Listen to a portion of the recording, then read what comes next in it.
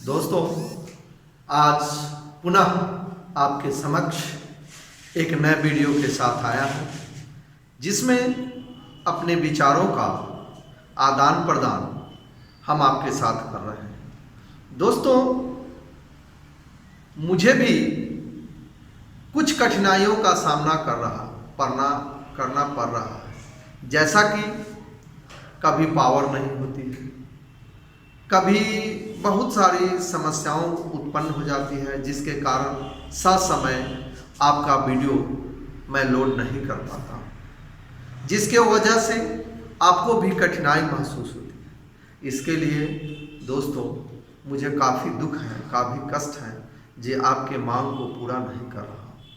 दोस्तों, आप लोगों द्वारा बहुत सारा सुझाव मुझे प्राप्त हुए हैं और मिलते हैं, और मैं प्रयास करता हूं कि आपके सभी सुझावों को कमेंट्स का जवाब दे सकूं। आप धैर्य रखकर शांतिपूर्वक सारे वीडियो को देखेंगे तो उसका सारा पार्ट्स उसमें मिलेगा, और प्रतीक्षा थोड़ा करना होगा, क्योंकि एक के बाद एक उसका रिमेनिंग पार्ट्स आते रहता है। जैसा कि राउटर्स लॉ की कल चर्चा हुई थी, तो राउटर्स लॉ का रिमेनिंग पार्ट फिर दूसरे वीडियो में आता है, तीसरे वीडियो में आते रहता है। तो हर का रिमेनिंग पार्ट्स कुछ न कुछ दूसरे वीडियो के माध्यम से हम आपके समक्ष रखते हैं, क्योंकि एक साथ हम सभी को नहीं रख सकते।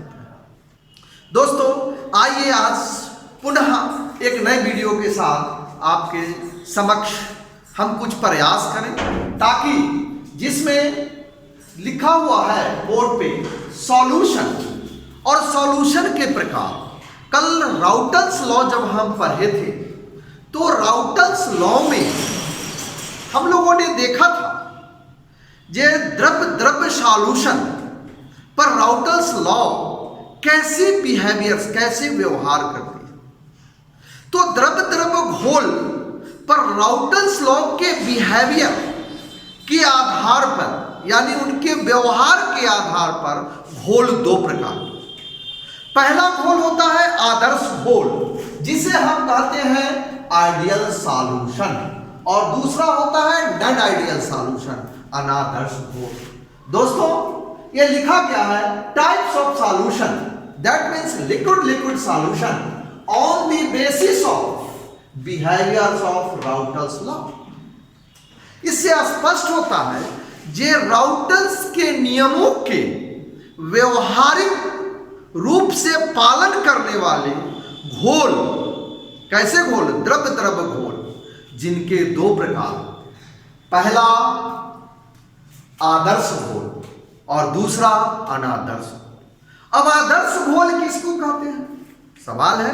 आइडियल, आप फिजिक्स पढ़ते हैं, मैथ पढ़ते हैं, लेकिन आप फिजिक्स और मैथ में कभी नहीं ये कह सकते हैं जो 2 जोड़ 2 यानी 2 + 2 = 4.25 या 3.25, लेकिन केमिस्ट्री में ही और इसी में हम लोग ये प्रूव करते हैं जो 2 जोड़ 2 बराबर 4 भी, और 4.25 भी, और 3.25 भी।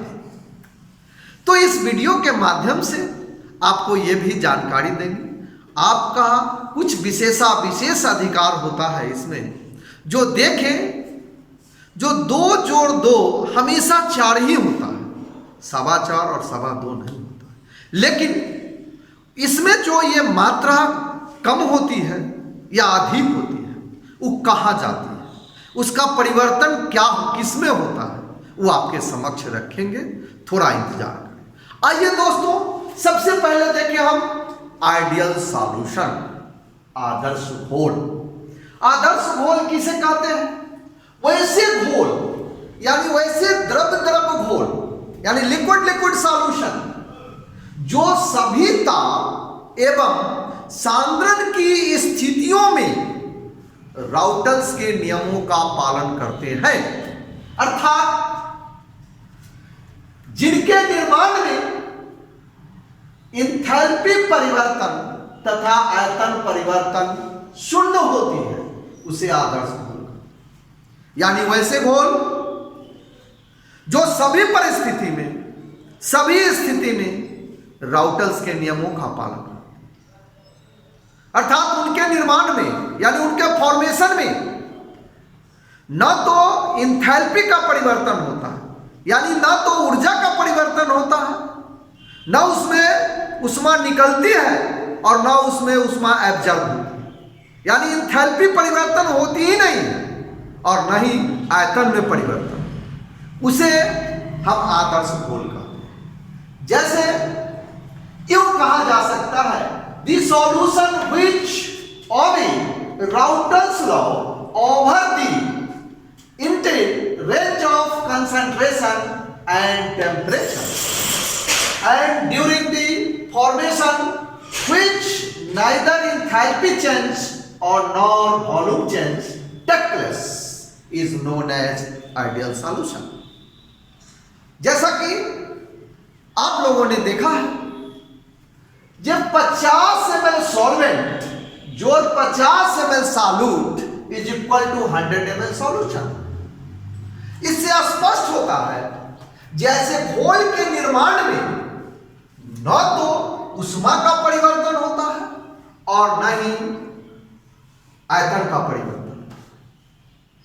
अर्थात इस तरह के घोल यानी 50 ml सॉल्वेंट और 50 ml सॉल्यूट के मिश्रण से जो घोल का निर्माण हुआ, उस घोल में ऊष्मा का उत्सर्जन या अवशोषण नहीं होता, नहीं हो सकता, इसीलिए उनके आयतन में कोई परिवर्तन नहीं होता। अब इन बिंदुओं पर पुनः विचार करें, जैसे घोल का आचरण, व्यवहार, चरित्र कैसा हो, यानी कैरेक्टरिस्टिक्स ऑफ आइडियल सॉल्यूशन। ऐसे घोल के विशेषताएं क्या हो, तो ऐसे घोल के प्रत्येक अवयव, ऐसे घोल के प्रत्येक अवयव राउटर्स के नियमों का पालन करते हैं। अर्थात Pa is equal to P0A into XA and Pb is equal to P0B into XB। दूसरा इसका कैरेक्टर्स होते हैं, ये ऐसे घोल के निर्माण में आयतन परिवर्तन नहीं होती है। पूर्व में ही हमने तुरंत जस्ट चर्चा की है, 50 ml जोड़ 50 ml is equal to 100 ml। तो डेल्टा मिक्स भी, यानी ऐसे घोल के अवयवों के मिश्रण के उपरांत घोल के निर्माण में इनके वॉल्यूम में, आयतन में किसी प्रकार की कोई परिवर्तन नहीं होती। दैट इज डेल्टा मिक्स भी इज इक्वल टू 0। थर्ड, ऐसे घोल के निर्माण में इंथैल्पी परिवर्तन भी नहीं होती, यानी ऊष्मा का न तो उत्सर्जन होता है न ही अवशोषण होता है, इसीलिए इसमें इंथैल्पी परिवर्तन भी नहीं होती। That is delta mix mix with delta mix H। The meaning of delta mix H, delta means परिवर्तन, चेंजेस, मिक्स विथ मिश्रण, यानी सॉल्यूट और सॉल्वेंट का मिश्रण, और H मीन्स इंथैल्पी, यानी ऊष्मा, इज इक्वल टू 0। यानी सॉल्यूट और सॉल्वेंट के मिश्रण से घोल के निर्माण होने के उपरांत उससे न तो ऊर्जा का उत्सर्जन होती है और न अवशोषण होती है, अर्थात इंथैल्पी का परिवर्तन नहीं होता। नेक्स्ट, चौथा बिंदु, इनके प्रत्येक अवयव की संरचनाएं समान होती है, अर्थात इनके दो कंपोनेंट्स हैं। ये बाइनरी सॉल्यूशन के दो कंपोनेंट हैं, सॉल्यूट और सॉल्वेंट। अर्थात सॉल्यूट एंड सॉल्वेंट या सॉल्वेंट एंड सॉल्यूट के आकार यानी साइज तथा पोलरिटी लगभग समान है, क्योंकि दोनों के बीच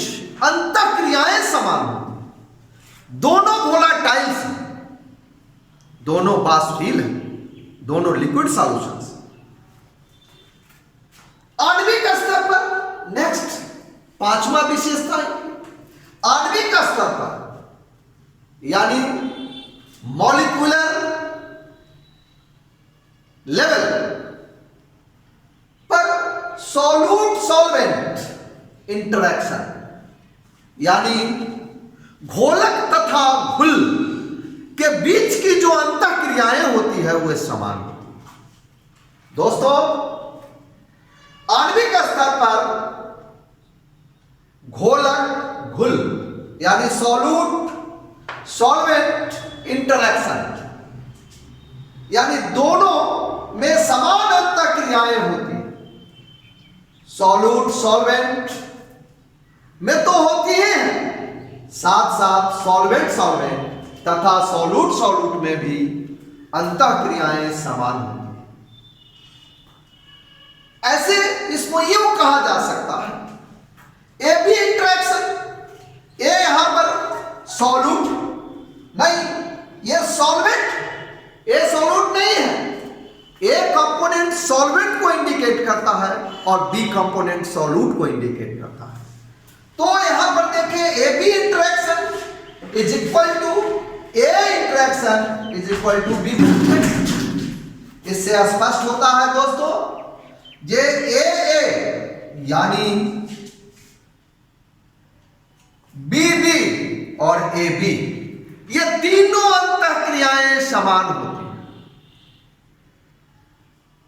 अर्थात पूर्णतः ऐसी घटना वाले घोल इस धरा पर असंभव है, क्योंकि यह दुर्लभ होते हैं। संसार में कोई भी वस्तु व्यक्ति आइडियल नहीं होते हैं, आदर्श नहीं होते, तो उनके सन्निकट होने का प्रयास करते हैं।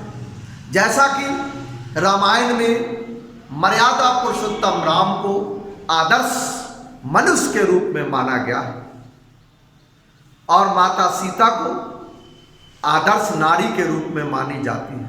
लेकिन उनमें भी कुछ न कुछ हमारे समाज के लोग, हमारे ब्रह्मांड के बहुत सारे लोगों ने उनमें भी खामियां निकाली है। जैसे बाली के वध के समय, यानी बहुत सारी जगहों पर उनको उनमें कुछ ना कुछ खामियां ढूंढने का प्रयास किया। ठीक उसी प्रकार से घोल में भी 100% आइडियल नहीं होता, कुछ ना कुछ खामियां रह जाती। तो पूर्णतः आइडियल घोल दुर्लभ होते हैं, लेकिन कुछ घोल का व्यवहार आइडियल घोल के सन्निकट होता है। जैसे नॉर्मल हेक्सेन और normal heptane, ethyl chloride and ethyl bromides, benzene और toluene, carbon tetrachloride CCl4 plus silica, chlorobenzene जोड़ ब्रोमोबेंजीन इत्यादि, इन सभी कंपोनेंट का मिश्रण जब घोल का निर्माण करता है तो आइडियल घोल के समान व्यवहार करता है, उसके सन्निकट जाता है, उनके 100% गुणों का पालन नहीं करता है, लेकिन कुछ हद तक करने का प्रयास करता है। इसीलिए इसे आइडियल सॉल्यूशन के रूप में जाना जाता है, क्योंकि इनके निर्माण यानी इनके मिश्रण के उपरांत न तो आयतन का परिवर्तन होता है, न ही एंथैल्पी का परिवर्तन होता है, और ये घोल 100% ये राउटल्स के नियमों का पालन करते हैं, यानी इनके सारे कंपोनेंट्स राउटल्स लॉ का पालन। छठा हम देखें, ऐसे घोल के बाष्प दबाव शुद्ध अवयवों के बाष्प दबावों के मध्य होते हैं, यानी इंटरमीडिएट होते हैं, जिनके गुण शुद्ध अवयवों के गुणों के औसत तथा मोल प्रभाजन के समानुपाती। प्रायः ये अत्यंत तनु यानी डाइल्यूट घोल आइडियल घोल के समान व्यवहार करते हैं। दोस्तों, यदि घोल जितना ज्यादा डाइल्यूट यानी अत्यंत डाइल्यूट तो आदर्श घोल की तरह व्यवहार करता है। जैसे ग्राफ में आप देखें, इसके मोल फ्रैक्शन तथा वेपर प्रेशर के बीच ग्राफ को प्लॉट करते हैं तो इसमें भी वही स्ट्रेट लाइन आती है। चूंकि ये आइडियल सॉल्यूशन है तो आइडियल सॉल्यूशन में ग्राफ सदैव स्ट्रेट लाइन ही होगी, जिसकी चर्चा हमने पूर्व में किया था। दोस्तों, ये इनिशियल बिंदु है, इनिशियल बिंदु से ऊपर की ओर ये वेपर प्रेशर, ये वाष्प दबाव किसका कंपोनेंट ए यानी सॉल्वेंट का वाष्प दबाव, तथा इस इनिशियल बिंदु से इस बिंदु तक ये कंपोनेंट बी यानी सॉल्यूट का वाष्प दबाव का ये है, तथा इस बिंदु से इस बिंदु तक दोनों कंपोनेंट्स यानी ए और बी यानी कंपोजिशन या मोल फ्रैक्शन का ग्राफ। इस इनिशियल बिंदु पर x इज इक्वल टू 1 तो x भी इज इक्वल टू 0, और इस बिंदु पर x इज इक्वल टू 0 तो x भी इज इक्वल टू 1। क्योंकि पूर्व में कई बार चर्चा किए हैं, जब किसी घोल के कुल मोल फ्रैक्शन का मान यानी सभी अवयवों के मोल फ्रैक्शन का योग सदैव एक होता है। इसीलिए a जोड़ b यानी xa जोड़ xb इज इक्वल टू 1। तो अब इस बिंदु से लेंगे तो यहां और यहां से यानी total vapour pressure of solution Pa is plus Pb यानी P बराबर Pa जो Pb, और ये रेखा Pb को इंडिकेट करेगी और ये रेखा Pa को इंडिकेट करेगी, और दोनों के वाष्प दबाव के योग ही आदर्श घोल के कुल वाष्प दबाव कहलाते हैं। अब दूसरा प्रकार हमारा है अनादर्श घोल, नॉन आइडियल सॉल्यूशन। दोस्तों, नॉन आइडियल सॉल्यूशन किसको कहते हैं? आपने बिहेवियर के आधार पर, घोलों के बिहेवियर के आधार पर दो प्रकार के घोलों से अवगत हुए हैं। एक आदर्श घोल सदैव काल्पनिक होते हैं, वास्तव में तो होते नहीं, उनके नजदीक नियरेस्ट होते हैं, लेकिन वे काल्पनिक ही होते हैं, हम लोग कल्पना करते हैं। तो अनादर्श घोल की चर्चा करेंगे आफ्टर टाइम। अनादर्श घोल किसको कहते हैं? तो अनादर्श घोल एक्चुअली घोल होते हैं, वास्तविक घोल होते हैं। तो आइए इसके संबंध में चर्चा करें। वैसे वास्तविक घोल जो सभी सांद्रण की स्थितियों में राउटल्स के नियमों का पालन नहीं करते तथा जिनके निर्माण में आयतन परिवर्तन तथा एंथैल्पी परिवर्तन शून्य नहीं होती है, अर्थात तो होती है, यानी वैसे वास्तविक घोल जो सभी सांद्रण की स्थिति में राउटल्स का नियमों का पालन नहीं करते और जिनके निर्माण में एंथैल्पी परिवर्तन और आयतन परिवर्तन होती है, अर्थात इनका मान शून्य नहीं होता, वैसे घोल को अनादर्श घोल कहते हैं। ऐसा कहा जा सकता है, the solution which do not obey Raoult's law and are a combined by changing enthalpy यानी delta mix H and changing volume delta mix V during their formation are known as non-ideal solution। दोस्तों, इस बिंदु पर अवश्य गौर करेंगे इनके example पर, तभी आपको स्पष्ट रूप से नॉन आइडियल सॉल्यूशन का कंसेप्ट होगा। जैसा कि पहला एग्जाम्पल एग्जाम्पल लेते हैं हम 25 ml इथेनॉल और प्लस 25 ml एसीटोन। यानी यहां पर इथेनॉल 25 ml है और एसीटोन है 25 ml। दोनों के मिश्रण से या दोनों के समायोजन से 50 ml सॉल्यूशन का निर्माण होना चाहिए, लेकिन यहां हो कितना रहा है? 50.3 ml। जैसा कि पूर्व में इसकी चर्चा किए हैं, जो यहां बढ़ रही है, इस अर्थात इनके निर्माण में उष्मा अवशोषित हो रही है, इनके निर्माण में उष्मा अवशोषित हो रही है, वही उष्मा मात्रा के रूप में यहां परिवर्तित होती है, जिसकी चर्चा मैं इंट्रोडक्शन ऑफ केमिस्ट्री में कहा था। जे matter converted into energy, energy converted into matter.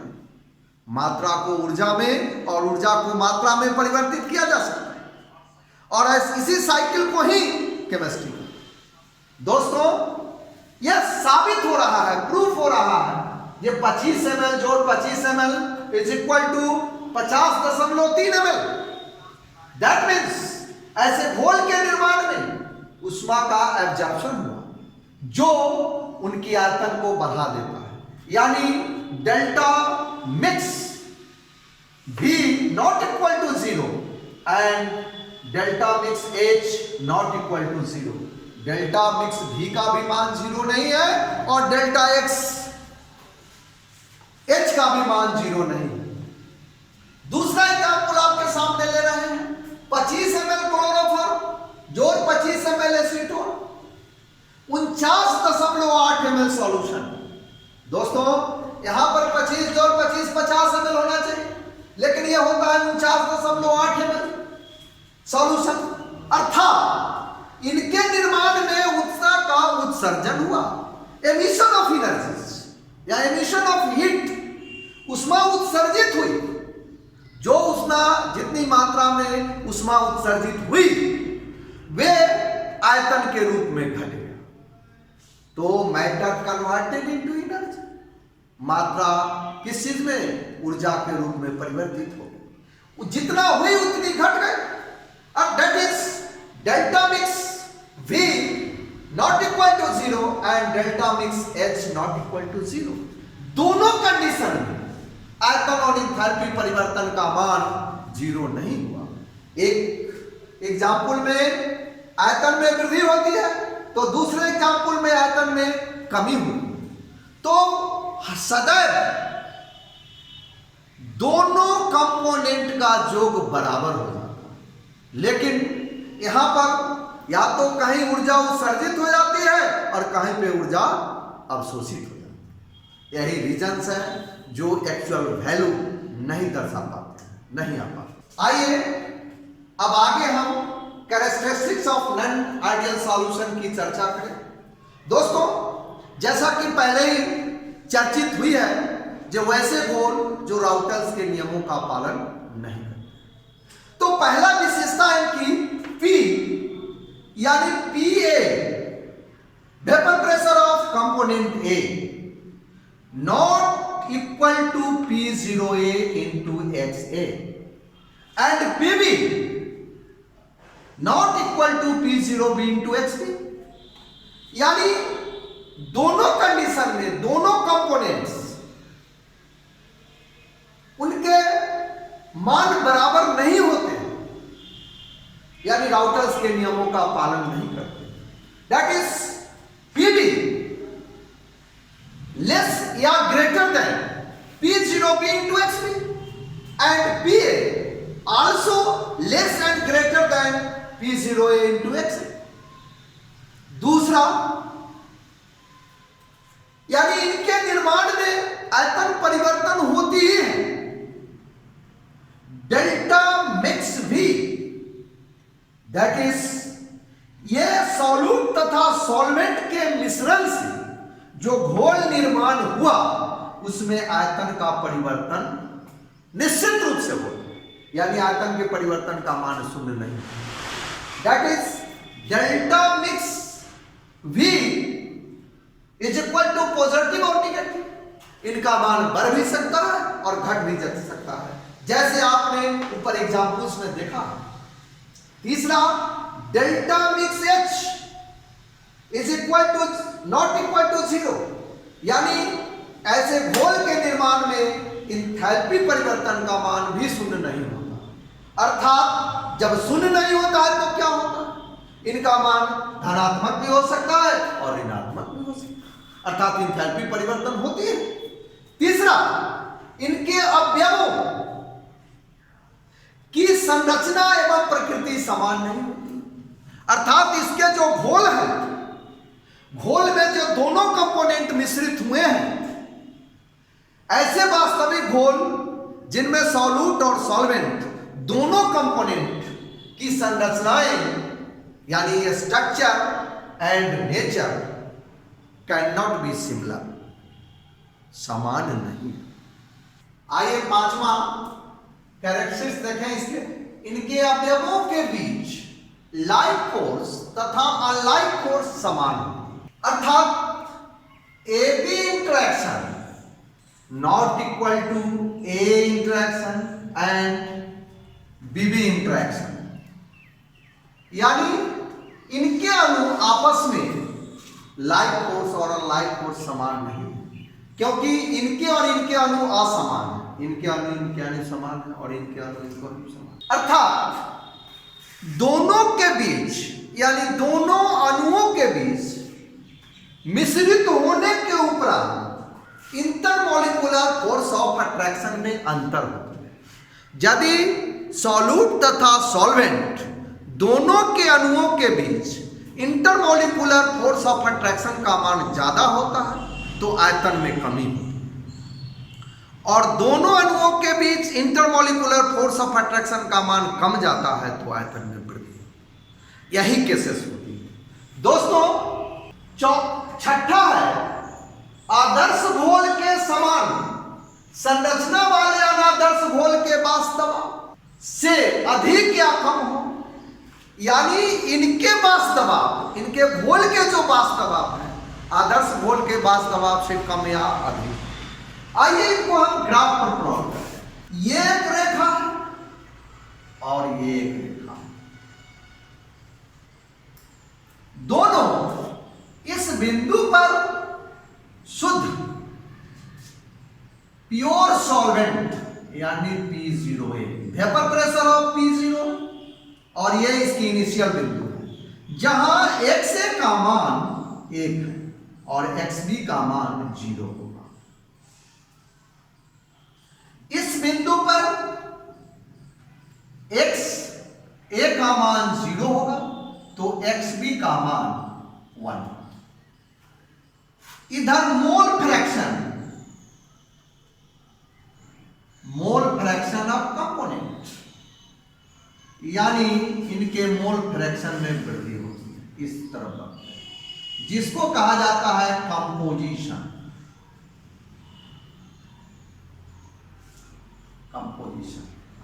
दोस्तों, इस बिंदु पर प्योर सॉल्यूट यानी कंपोनेंट बी, शुद्ध सॉल्यूट के वास्तव इधर लिखा जाता है वेपर प्रेशर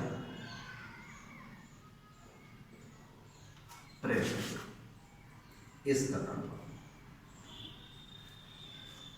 अब इस बिंदु से इस बिंदु को मिलाते हैं, तो जब इस बिंदु को इस बिंदु से मिलाएंगे तो यह आदर्श घोल की भांति व्यवहार करेगा, लेकिन यहां पर आदर्श घोल नहीं है। यहां पर P बराबर होगा PA जोड़ PB, तो यह आदर्श घोल की भांति हो।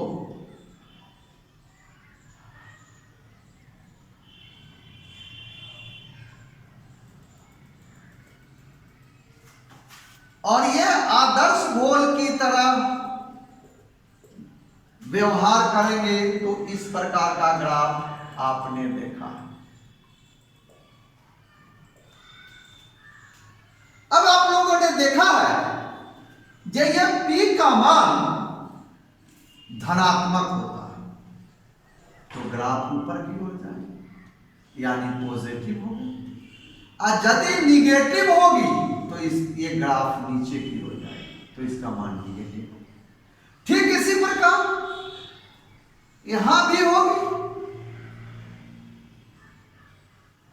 और इस बिंदु पर भी, तो ऊपर ये पॉजिटिव होगी और ये निगेटिव, फिर इस बिंदु पर भी होगी, ऊपर से जाएगी और इस बिंदु पर भी आएगी।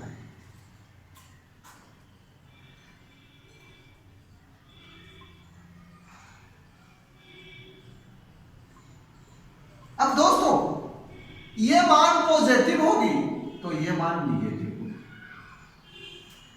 अब देखिए यही नॉन आइडियल सॉल्यूशन का ग्राफ है, यानी किसके बीच, वेपर प्रेशर यानी P वर्सेस X के बीच ये ग्राफ प्लॉट किया गया, जिनमें डॉटेड लाइन आदर्श घोल के वाष्प दबाव को प्रदर्शित करती है, जबकि बोल्ड लाइन अनादर्श घोल के वाष्प दबाव को प्रदर्शित करती है। इस प्रकार हम आदर्श घोल और अनादर्श घोल की चर्चा करते हैं। दोस्तों आज आप लोगों के समक्ष मैं आदर्श और अनादर्श घोल को विशेष रूप से चर्चित किया हूं। दोस्तों यदि ये आप लोगों को लुभाता है, अच्छा लगता है, इससे ज्ञानान्वित होते हैं, तो इस वीडियो को अवश्य लाइक करेंगे दोस्तों, साथ ही सब्सक्राइब भी करेंगे और अपने दोस्तों के बीच शेयर करेंगे ताकि मेरा हौसला बुलंद होते रहे। दोस्तों आप बहुत सारे बच्चे कमेंट्स भेजते हैं, हम समय अभाव के कारण या कुछ परिस्थिति के कारण आपका जवाब नहीं दे पाते हैं। ऐसा मत समझिएगा दोस्तों जे मैं आपके कमेंट्स को नहीं देखता हूं और जवाब देने का प्रयास भी करता हूं, लेकिन किसी कारणवश हम नहीं दे पा रहा हूं। दोस्तों इसके लिए मैं क्षमा प्रार्थी हूं। धन्यवाद।